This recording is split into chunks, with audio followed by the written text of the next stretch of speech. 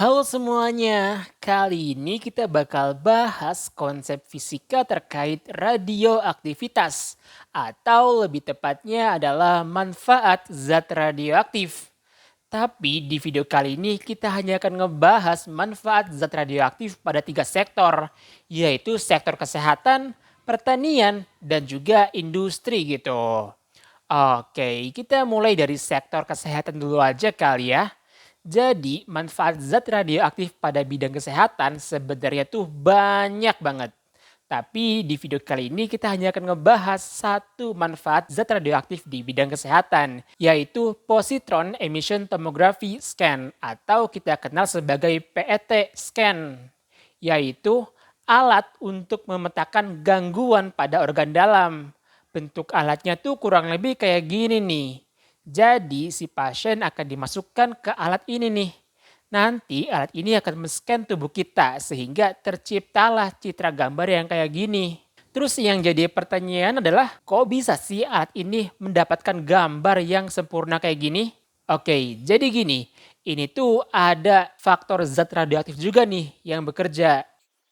Jadi, isotop natrium 24 atau larutan natrium klorida itu tuh disuntikan ke pembuluh darah. Isotop ini dia tuh akan mengalir ke segala pembuluh darah, termasuk ke organ-organ penting yang ada di tubuh kita. Hingga suatu ketika larutan natrium ini mengenai suatu sel tumor, yang terjadi adalah sel tumor akan menyerap banyak larutan natrium 24 ini. Ketika sel tumor tersebut telah menyerap banyak larutan natrium 24 ini, yang terjadi adalah pancaran radiasinya itu tuh terkonsentrasi pada sel tumor tersebut. Sehingga citra gambar yang dihasilkan untuk sel tumor, dia tuh memiliki warna yang lebih terang karena memiliki intensitas radiasi yang cukup tinggi gitu.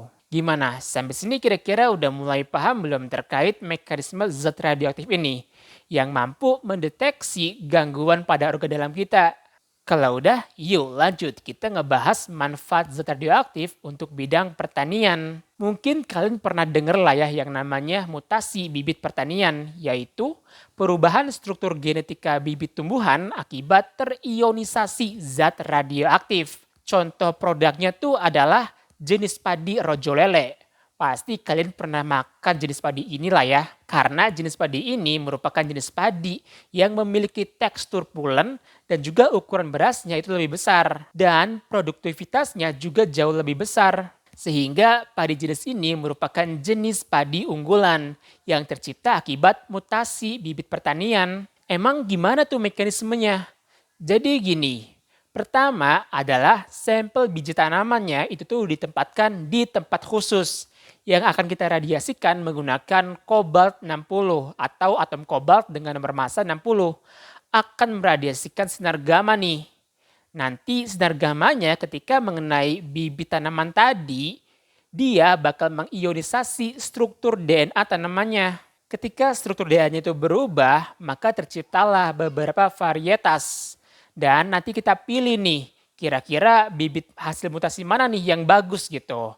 Yang lebih unggul, entah itu baik dari ukurannya, produktivitas, dan teksturnya. Kalau udah dapet jenis bibit yang unggul, itu tuh gak serta-merta langsung dikasih ke pasar bibitnya. Melainkan harus ada uji penurunan kadar radiasi.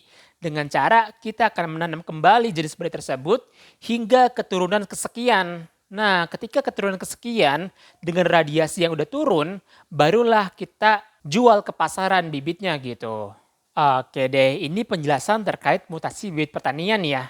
Berikutnya yaitu kita akan ngebahas manfaat zat radioaktif di bidang industri. Contohnya adalah mengukur ketebalan kertas.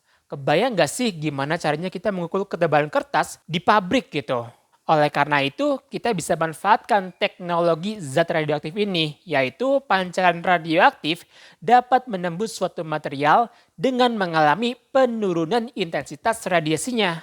Nah, penurunan intensitas radiasi ini dapat dimanfaatkan untuk mengetahui seberapa tebal sih benda yang diujikan termasuk di pabrik kertas ini nih. Jadi mekanismenya tuh kurang lebih kayak gini nih. Bayangin aja ada suatu sumber zat radioaktif nih. Kemudian kertas ini kita lewatkan bergerak ke arah kanan. Zat radioaktif ini dia kan bakal mancarin sinar radioaktif ya. Nah, sinar radioaktif ini dia tuh akan menembus lembaran kertas ini nih. Kemudian, sinar yang telah menembus akan dideteksi oleh detektor dan kita hubungkan ke komputer. Untuk mengetahui ketebalan kertasnya, kita akan membandingkan rasio intensitas radiasi yang mengenai detektor dengan intensitas radiasi mula-mula nih yang dipancarkan oleh bahan radioaktifnya. Semisal kayak gini, kita pengen ngukur ketebalan kertas yang ukurannya adalah 0,05 cm.